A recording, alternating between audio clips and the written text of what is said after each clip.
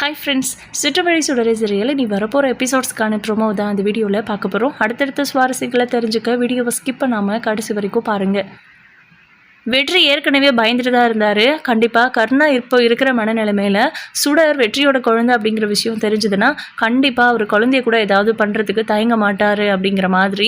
ஆனால் இந்த விஷயத்தை இதுக்கு மேலே விடக்கூடாது அப்படின்னு வெற்றி ரொம்ப சூப்பரான ஒரு முடிவு எடுத்திருக்காரு அப்படிங்கிறது தான். ஆக்சுவலாக பார்த்தீங்கன்னா இந்த விஷயத்தில் அவர் முடிவெடுத்ததுக்கு ஒரே ஒரு காரணம், சுடர் தன்னையே அனாதை அப்படின்னு நம்ம வெற்றிக்கிட்டேயே வந்து சொன்னப்போ அவர் அப்படியே உடஞ்சி போயிட்டாரு. உனக்காக நான் இருக்கேன், என்ன நடந்தாலும் உனக்காக நான் இருப்பேன் அப்படின்னு சத்தியம் பண்ணி கொடுத்துருக்காங்க. இனிமேல் அப்படி சொல்ல மாட்டேன்னு சத்தியம் பண்ணுன்னு சுடர்கிட்டையும் சத்தியம் வாங்கிட்டாங்க.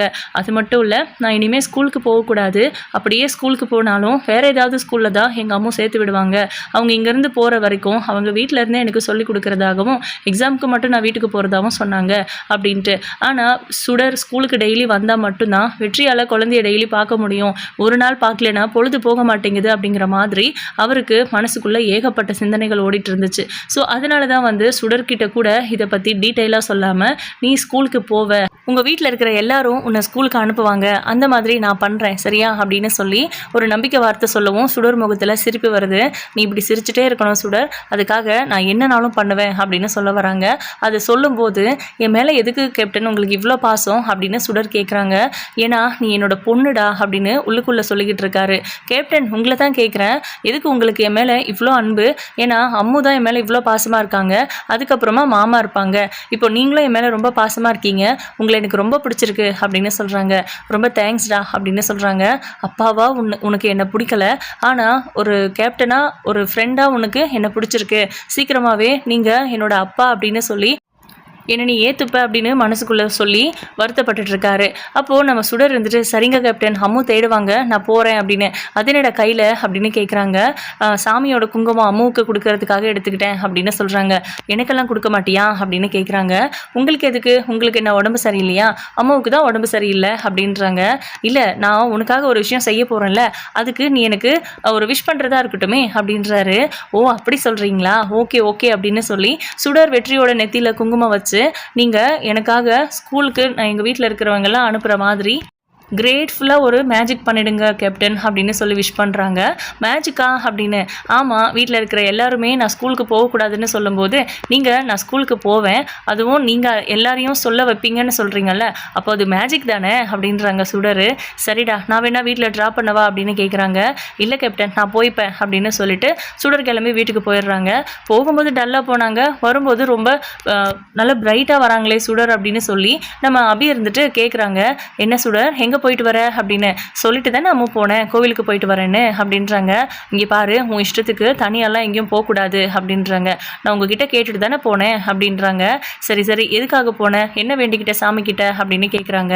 எங்கள் அம்மாவுக்கு சீக்கிரமாக சரியாயிடணும்னு வேண்டிக்கிட்டேன், இந்தாங்க அம்மு சாமி பிரசாதம் அப்படின்னு அந்த குங்குமத்தை அபிக்கு வச்சு விடுறாங்க நம்ம சுடர். அதுக்கப்புறம் நீ என்ன ரொம்ப ஜாலியாக இருக்க, ஸ்கூலுக்கு போக முடியாது அப்படிங்கிறத பற்றி நினச்சி ரொம்ப வருத்தப்பட்டுட்டு இருந்தீங்க அப்படின்னு கேட்குறாங்க.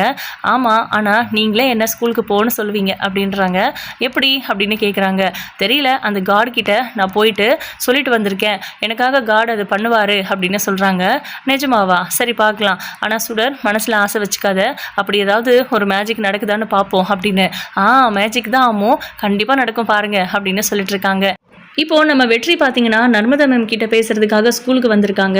அங்கே வந்துட்டு நடந்த விஷயங்களை கொஞ்சம் டீட்டெயிலாக சொன்னால் தான் அவங்களுக்கு புரியும் அப்படிங்கிறதுனால, மேடம் நான் உங்ககிட்ட கொஞ்சம் பர்சனலாக பேசணும் அப்படின்னு தனியாக கூட்டிகிட்டு வராங்க. சொல்லுங்கள் வெற்றி அப்படின்னு கேட்கும்போது, சுடர் ரொம்ப நல்லா படிக்கிற பொண்ணு, அவள் கொஞ்ச நாளாக ஸ்கூலுக்கு வர்றதில்ல, ஏன் என்ன அப்படின்னு உங்களுக்கு ஏதாவது தெரியுமா அப்படின்னு கேட்குறாரு. தெரியும், அவளுக்கு கொஞ்சம் ஃபீவராக இருக்குது அப்படின்னு சொன்னாங்க, நாங்கள் அப்படி அப்டேட் பண்ணியிருக்கோம், மற்றபடி அவங்க அம்மாவுக்கு இந்த மாதிரி குண்டடிப்பட்டிருக்கு அப்படிங்கிற நியூஸ்லாம் எங்களுக்கு தெரியும் அப்படின்னு சொல்கிறாங்க. ஆனால் சுடர் இனிமேல் ஸ்கூலுக்கு வரப்போகிறது இல்லை, எக்ஸாமுக்கு மட்டும்தான் வருவான்னு தெரியுமா மேடம் அப்படின்னு கேட்குறாங்க. தியா சொன்னா அப்படின்னு சொல்கிறாங்க. ஏதாவது காரணம் சொன்னாலா தியா அப்படின்னு வெற்றி கேட்கும்போது, இல்லை புரியல, நீங்கள் அதெல்லாம் தெரிஞ்சுக்கணும்னு நினைக்கிறீங்க அப்படின்னு கேட்குறாங்க.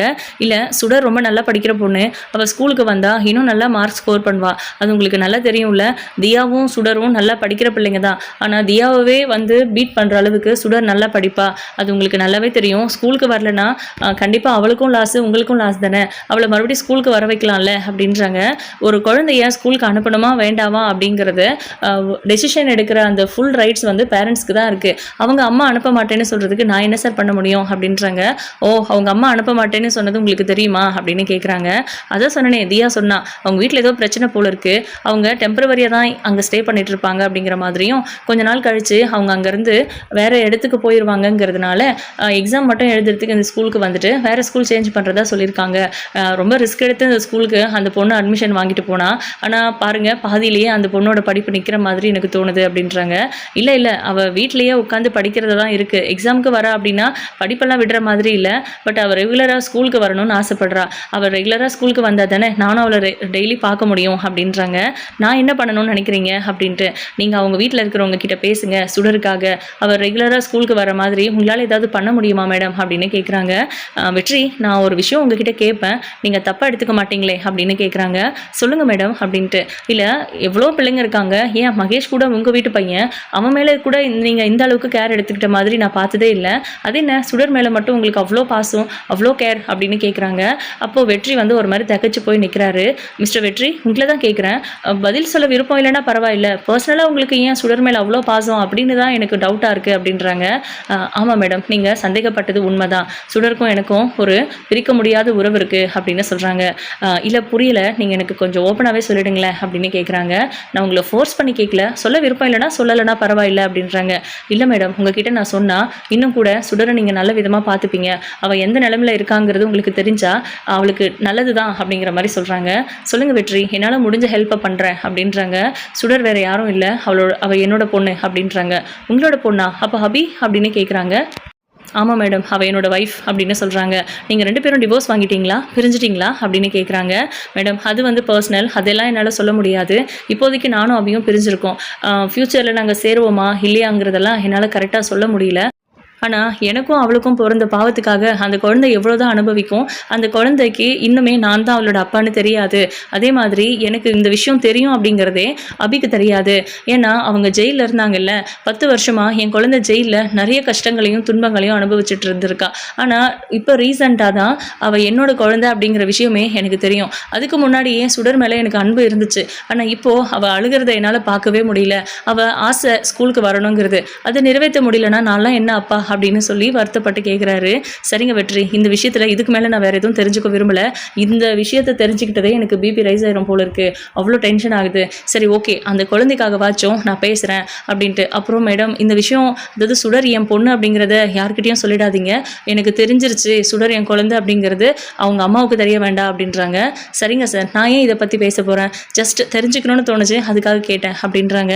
தேங்க்யூ மேடம் அப்படின்னு சொல்லிட்டு இப்போ பார்த்தீங்கன்னா நர்மதா வந்து அந்த வீட்டுக்கே போகிறாங்க, நம்ம அபியோட வீட்டுக்கே போகிறாங்க. அங்கே போனால் இவங்க வெளியே உட்காந்து சமைச்சிட்டு இருக்காங்க. என்னாச்சு, நீங்கள் ஏற்கனவே சர்ஜரி எல்லாம் பண்ணியிருக்கு, ஸ்ட்ரெயின் பண்ணிக்கக்கூடாதுன்னு சொல்லியிருப்பாங்க. கண்டிப்பாக இந்த மாதிரி சர்ஜரிக்கெல்லாம் நீங்கள் வேலையே செய்யக்கூடாது, ஏன்னா நீங்கள் உட்காந்து சமைச்சிட்டு இருக்கீங்க, அதுவும் அடுப்பில் அப்படின்னு கேட்குறாங்க. ஒன்றும் இல்லை சும்மா தான் அப்படின்னு சொல்லி சமாளிக்கிறாங்க, வீட்டில் இருக்கிற பிரச்சனையை பற்றி சொல்லாமல். சொல்லுங்கள் மேடம், யார் நீங்கள் அப்படின்னு கேட்குறாங்க. சாரிங்க, நான் பாருங்கள், நான் யார் என்னன்னு எதுவுமே சொல்லாமல் உங்களுக்கு அட்வைஸ் பண்ணிட்டுருக்கேன். ஆக்சுவலாக என்னை பற்றி உங்களுக்கு எதுவும் தெரியாது, உங்களை எனக்கு நல்லாவே தெரியும் அப்படின்னு சொல்கிறாங்க. டிவியில் நியூஸ்லன்னு எல்லா இடத்துலையும் என் பேரும் ஃபோட்டோவும் வந்துட்டுருக்கு, என்ன தெரியாமையா இருக்கும் அப்படின்னு கேட்குறாங்க. கரெக்ட், அது மட்டும் இல்லை, நான் உங்களுக்கு ஒரு முக்கியமான விஷயத்தை பற்றி பேசுகிறதுக்காகவும் சொல்கிறதுக்காகவும் வந்திருக்கேன் அப்படின்றாங்க. சொல்லுங்கள் மேடம் அப்படின்னு கேட்கும்போது, நான் வந்து உங்கள் பொண்ணு சுடர் இருக்கால, அவங்க ஸ்கூலோட பிரின்ஸிபல் அப்படின்னு சொல்கிறாங்க. ஓ அப்படியா, வாங்க மேடம் வாங்க உட்காருங்க அப்படின்னு சேரெல்லாம் எடுத்து கொடுக்குறாங்க.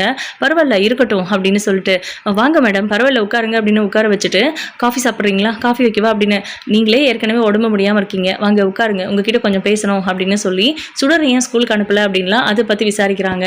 இல்லை மேடம், இங்கே வீட்டில் சூழ்நிலை சரியில்லை, அவளை ஸ்கூலுக்கு அனுப்பி படிக்க வைக்கிற அளவுக்கு என்னால் பணத்தை அரேஞ்ச் பண்ண முடியல, இப்போது ஏற்கனவே ஹாஸ்பிட்டல் செலவு எல்லாத்தையும் கவர்மெண்ட் தான் பார்த்துக்கிறாங்க. ப்ளஸ் என் அண்ணனால் 2 குழந்தைங்களை படிக்க வைக்கிறதே கஷ்டப்படுறாரு, இன்னொரு குழந்தையும் அவரோட தலையில் பாரமாக ஏற்றி வைக்கிறதுக்கு எனக்கு விருப்பம் இல்லை, நான் என்னோட பாரத்தை நானே சுமந்துக்கணும்னு நினைக்கிறேன் அப்படின்னு சொல்கிறாங்க. சுடருக்கு ஒரு வேளை ஃப்ரீ சீட்னா அப்போ ஓகேவா உங்களுக்கு அப்படின்னு கேட்குறாங்க. அப்போ பார்த்து சண்முகம் வராரு. வாங்க சார் சண்முகம் அப்படின்னு சொல்லி கூப்பிடுறாங்க. என்ன மேடம் இவ்வளோ தூரம் வந்திருக்கீங்க அப்படின்னு. அண்ணா சுடரோட ஸ்கூல்ல இருந்து அப்படின்னு. தெரியும் அபி அப்படின்னு சொல்லிட்டு, இவங்க தான் சுடருக்காக கரஸ்பாண்டன்ட் கிட்ட பேசி அந்த ஸ்கூலில் சீட்டே வாங்கி கொடுத்தாரு அப்படின்னு சொல்லிட்டு இருக்காங்க. சொல்கிறாங்க. பேசக்கூடாதுன்னு சொன்னால் காலையில் ஈவினிங்னு பேசிகிட்டே தான் இருக்காரு அப்படின்னு உள்ளுக்குள்ளேருந்து சரளா வேற ஒரு மாதிரி வெடிஞ்சிக்கிட்டு இருக்காங்க. இப்போது என்னாச்சு சண்முகம், ஏன் சுடரை ஸ்கூலுக்கு அனுப்புறதில்ல அப்படின்னு எதுவுமே தெரியாத மாதிரி கேட்குறாங்க. ஒன்றும் இல்லை மேடம், அவள் வீட்டிலேருந்தே படிக்கணும்னு ஆசைப்படுறா, அதான் அப்படின்னு. அவள் ஸ்கூலுக்கு வரதான் ஆசைப்படுவான்னு எனக்கு தெரியும் அப்படின்னு சொல்லிட்டு பேசிகிட்டே இருக்கும்போது சுடர் மாடியிலேருந்து இறங்கி வராங்க. துணி காயப்போட போயிருந்ததா சொல்கிறாங்க. வா சுடர் அப்படின்னு. வணக்கம் மேடம் அப்படின்றாங்க. என்ன சுடர் ஸ்கூலுக்கே வர்றதில்ல அப்படின்னு கேட்குறாங்க. நான் வீட்டில் இருந்தே படிச்சுக்கிறேன் மேடம் அப்படின்னு சொல்கிறாங்க. ஒருவேளை கேப்டன் தான் பேசியிருப்பாரோ அப்படிங்கிற மாதிரி யோசிச்சுட்டு, எனக்கு ஸ்கூலுக்கு வரணும்னு ஆசையாக இருக்குது, ஆனால் அம்முவால் ஃபீஸ் கட்ட முடியாது, அதனால தான் நான் வீட்டில் இருந்தே படிக்கணும்னு நினைக்கிறேன் அப்படின்லாம் சொல்லிட்டு இருக்காங்க. இங்கே பாரு சுடர், இன்னையிலேருந்து உனக்கு டோட்டலாகவே ஃபீஸ் ஃப்ரீ தான். நீ +2 முடிக்கிற வரைக்கும் உன்னோட ஒட்டுமொத்த ஃபீஸையுமே ஸ்கூலே ஏற்றுக்க போகுது அப்படிங்கிற மாதிரி சொல்கிறாங்க. நிஜமாவா மேடம் அப்படின்னு அபி கேட்குறாங்க. ஆமாம் அப்படின்னு சொல்லிட்டு, அப்போது தாராளமாக நீங்கள் அவளை ஸ்கூலுக்கு அனுப்பலாம், தயவு செஞ்சு யோசிக்காதீங்க, அவளை ஸ்கூலுக்கு அனுப்புங்க, நல்லா படிக்கிற பொண்ணு, அவளுக்கு நல்ல ஃப்யூச்சர் இருக்குது, அவளால் எங்கள் ஸ்கூலுக்கும் நல்ல பேர் வரும் அப்படிங்கிற மாதிரிலாம் அவங்க ரொம்ப ரெக்வஸ்ட் பண்ணி கேட்குறாங்க. நான் யோசிச்சுட்டு என் முடிவை சொல்கிறேன் அப்படின்றாங்க. அப்போ நான் வரேன் அப்படின்னு அவங்க கிளம்பி போனதுக்கப்புறம் சண்முகம் வந்து அபிகிட்ட ஸ்ட்ராங்காக சொல்கிறாங்க. நான் ஃபீஸ் கட்டி நான் சம்பாதிச்சு கஷ்டப்படக்கூடாதுன்னு தானே நீ ஸ்கூலுக்கு அதாவது நான் சேர்த்து படிக்க வைக்க வேண்டாம்னு நினச்ச, நீயே போயிட்டு அந்த ஸ்கூலில் பேசிக்கோ, இன்னும் 6 மந்த் இங்கே இருக்க போகிறல்ல, அதுக்கப்புறம் நீ என்ன பண்ணுறதுன்னு பாரு. ஒருவேளை சுடரை என்கிட்ட விடுறதுக்கு உனக்கு விருப்பம் இல்லை, இந்த வீட்டில் நீ போனதுக்கப்புறம் சரளா உன் குழந்தைய கொடுமைப்படுத்துவா அப்படிங்கிற மாதிரிலாம் உனக்கு தோணுச்சுன்னா தாராளமாக ஸ்கூல் ஹாஸ்டல்லே நீ சேர்த்து விட்டுரு அப்படிங்கிற மாதிரிலாம் சண்முகம் சொல்லிட்டு இருக்காங்க. என்னை பார்த்தா கொடுமைக்காரி மாதிரி தெரியுதா அப்படின்னு சரளா வரும்போது, அப்போ சுடர் இங்கே இருக்கட்டுமா அப்படின்னு கேட்குறாங்க. நான் இங்கே இருக்க வேண்டாம்னு சொல்லலையே, நான் எனக்கும் அவளுக்கும் சம்மந்தம் இல்லைன்னு தானே சொன்னேன் அப்படின்னு. 6 மாதம் கழிச்சு என்ன நடக்குமோ அதை வச்சு தான் நம்ம முடிவு பண்ண முடியும். அபி தான் மேலே எந்த தப்பும் இல்லைன்னு ப்ரூவ் பண்ணுறதுக்கு இந்த 6 மாதம் டைம் போதுமானு தெரியல. ப்ரூவ் பண்ணிட்டா அபி கூட சுடர் கூட அவளே இருந்துருவா, அவளே பார்த்துப்பா. அப்படி இல்லாட்டினா அவள் மறுபடியும் ஜெயிலுக்கு போக வேண்டியிருக்கும். அவளை நம்மக்கிட்ட போய் குழந்தைய விட்டுட்டு போக முடியுமா? நம்ம எவ்வளோ கொடுமைப்படுத்துகிறோம் அப்படிங்கிற மாதிரிலாம் சொல்லி ரொம்ப குத்தி காமிச்சிட்டு இருக்காங்க சரளாவை. அதுக்கப்புறம் நான் பார்த்துக்கிறேன், நான் அது என்ன பண்ணுறதுன்னு அப்படின்னு சொல்லிட்டு, நாளையிலேருந்து நீ ஸ்கூலுக்கு போ சுடர், நானே கூட்டிகிட்டு போய் விடுறேன் அப்படின்னு சொல்கிறாங்க. ரொம்ப தேங்க்ஸ் அம்மா அப்படின்னு கட்டி பிடிச்சி கொஞ்சறாங்க நம்ம சுடர். அதுக்கப்புறம் வெற்றிக்கிட்ட இந்த விஷயத்தை பற்றி சொல்லணும் அப்படின்னு ஆசைப்படுறாங்க. ஆனால் நேரில் பார்த்து சொன்னால் தானே நல்லாயிருக்கும் அப்படிங்கிறது. டெய்லி நம்ம அபிதான் கூப்பிட்டு போய் விட போகிறாங்க, கூட்டிகிட்டு வர போகிறாங்க அப்படிங்கிறதுனால எப்படியுமே வெற்றி அங்கிளை பார்க்க முடியாதே, அவர் யார் என்னங்கிறத இங்கே சொல்லக்கூடாதுன்னு சொல்லியிருக்காரு அப்படின்னு சொல்லி யோசிச்சுட்டு தான் நம்ம சுடர் வந்து கடுப்பாக இருக்காங்க. எப்படி பேசுறது, நம்ம தருண் கிட்ட பேசுகிறதா இருந்தால் கூட அவங்கக்கிட்ட ஃபோன் வாங்கி நம்ம சொல்ல முடியும், அவங்கக்கிட்ட இன்ஃபார்ம் பண்ண முடியும் அப்படிங்கிற மாதிரிலாம். அதுக்கப்புறம் அடுத்த நாள் காலையில் நம்ம அபி சுடரை ஸ்கூலுக்கு கூப்பிட்டு போகிறாங்க. அங்கே போயிட்டு ட்ராப் பண்ணிட்டு வெளியே வரும்போது நம்ம வெற்றியை பார்க்குறாங்க. வெற்றி அபிகிட்ட பேசுறதுக்காக ட்ரை பண்ணுறாருன்னு தெரிஞ்சுக்கிட்டு, இப்போ என்ன வேணும் உனக்கு, எதுக்கு பேச ட்ரை பண்ணுற அப்படின்னு கேட்குறாங்க. நான் உங்ககிட்ட ஒரு முக்கியமான விஷயத்தை பற்றி பேசணும் அப்படின்னு சொல்கிறாங்க. சரி சொல்லு அப்படின்னு. இங்கே வேண்டாம், இந்த ஏரியாவில் ஒரு பார்க் இருக்குது, நீ அங்கே வெயிட் பண்ணு, நான் ஒரு 1/2 hourல வந்துடுறேன் அப்படின்னு சொல்கிறாங்க. நம்ம எதுக்காக இந்த ஸ்கூலுக்கு வந்தோன்னு கேட்பானே அப்படிங்கிற மாதிரி உள்ளுக்குள்ளே யோசிச்சுட்டு இருக்காங்க நம்ம அபி. அதுக்கப்புறம் போயிட்டு அந்த பார்க்கில் வெயிட் பண்ணிட்டு இருக்காங்க. வெற்றி கொஞ்சம் லேட்டாக வராரு. என்னாச்சு, எப்போ வெயிட் பண்ண சொல்லிட்டு இவ்வளோ லேட்டாக வர அப்படின்னு கேட்குறாங்க. இல்லை, நான் உங்ககிட்ட ஒரு முக்கியமான விஷயம் பேசணும்னு சொன்னேன்ல, அதான் பேசலாமா வேணாவா எப்படி பேசுறதுன்னு யோசிச்சுட்டு இருந்தேன் அப்படின்னு. எதை பற்றி அப்படின்னு கேட்குறாங்க. சுடரை பற்றி அப்படின்றாரு டக்குன்னு. சுடரா, யார் அது அப்படின்னு கேட்குறாங்க. நடிக்காத அபி, எல்லாமே எனக்கு தெரிஞ்சிருச்சு அப்படின்றாங்க. என்ன தெரியும் உனக்கு அப்படின்னு கேட்குறாங்க. அப்போ தான் நம்ம வெற்றி எல்லாத்தையும் சொல்லிடுறாரு. சுடர் என் குழந்தைன்னு எனக்கு தெரியும் அப்படின்னு சொல்கிறாங்க. இதை கேட்கும்போது அபிக்கு பயங்கர அதிர்ச்சியாக இருக்குது. அப்படிலாம் எதுவும் இல்லை, நீ ஏதோ தப்பாக புரிஞ்சிட்ருக்க, சுடர் அப்படின்ட்டு எதோ சொல்ல வராங்க. என்ன உன் அண்ணன் குழந்தைன்னு சொல்ல போறியா அப்படின்னு கேட்குறாங்க. எனக்கு எல்லாமே தெரியும், அன்னைக்கு நான் தான் உன்னை காப்பாற்றினேன், அவள் கேப்டன்னு சொல்கிறது என்ன தான் அப்படின்ட்டு. அப்போ சுடருக்கு அப்படின்னு சொல்லி ஷாக் ஆகுறாங்க. கவலைப்படாத, அவகிட்ட நான் தான் அப்பான்னு சொல்லலை, ஏன்னா என்னை பற்றி தான் நீ ஒரு வில்லன் ரேஞ்சுக்கு சொல்லி வச்சிருக்கியே, அவ அப்பாவே வேண்டான்னு சொல்ற அளவுக்கு அப்படின்றாங்க. அப்ப பெருமூச்சு விட்டுக்கிறாங்க. உன்ன மாதிரி ஒரு அப்பா இருந்தா என்ன, இல்லாட்டினா என்ன அப்படிங்கிற மாதிரி அபி கேட்கவும், இங்க பாரு, இனிமே நீ கஷ்டப்பட தேவையில்லை, நீ தப்பு பண்ணியிருக்க மாட்டே அப்படிங்கிறத ஏதோ ஒரு மூலையில எனக்கு தோணிக்கிட்டே இருக்கு. நீ சுடர் கூட இருக்கணும்னு தானே ஆசைப்படுற, நீ சுடர்கிட்ட நான் தான் அவளோட அப்பான்னு சொல்லாத, உனக்கு எப்போ சொல்லணும்னு தோணுதோ அப்போ சொல்லு, ஆனா நீயா சொல்ற வரைக்கும் நான் எப்பவுமே அவகிட்ட நான் தான் அவளோட அப்பான்னு சொல்லவே மாட்டேன் அப்படின்னு சொல்றாங்க. ஆனால் அபி எதுவுமே பேசாமல் முறைச்சிக்கிட்டே இருக்காங்க. நேற்று நான் சுடரை பார்த்தேன் கோவிலில், அவள் நாங்கள் அனாதியா கேப்டன் அப்படின்னு கேட்டா. நான் அப்படியே சுக்குநூறாக உடஞ்சி போயிட்டேன். பெத்த தகப்பங்கிட்டேயே வந்து நான் அனாதியான அந்த குழந்தை கேட்கும்போது அந்த வலியும் வேதனையும் எவ்வளோ மோசமானது அப்படிங்கிறத நான் உணர்ந்துட்டேன். இப்போவும் சொல்கிறேன், நீ தப்பு பண்ணலை அப்படின்னு நீ சொல்கிற மாதிரி எனக்கும் ஏதோ ஒரு இடத்துல தோணுது நீ தப்பு பண்ணியிருக்க மாட்டேன்னு. கர்ணாவோட எதிரிகள் யாரோ ஒருத்தர் தான் இந்த தப்பு பண்ணிவிட்டு உன் மேலே பழிய போட்டிருக்காங்கன்னு தோணுது.